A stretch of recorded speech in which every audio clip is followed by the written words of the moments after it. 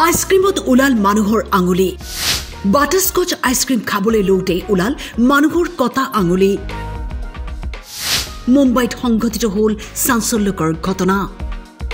আপুনিও নিশ্চয় গৰমৰ দিনত আইসক্ৰিম খাই ভাল পায়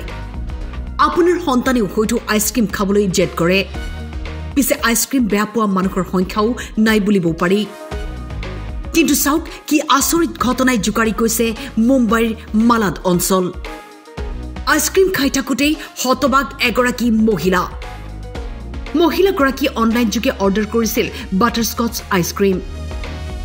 গৰমৰ পৰা পৰিত্ৰাণ পাবলৈ হেপাহেৰে খাই আছিল আইসক্ৰিমটো খাই থাকোঁতে কণ্টোৰ ভিতৰৰ পৰা ওলাল মানুহৰ কটা আঙুলি এই ভয়ংকৰ অভিযোগ উত্থাপন কৰে এগৰাকী মহিলা চিকিৎসকে গ্ৰাহকগৰাকীয়ে উল্লেখ কৰা মতে আইসক্রিমটো খাই থাকোঁতে তেওঁ কিবা এটা গোন্ধ পাইছিল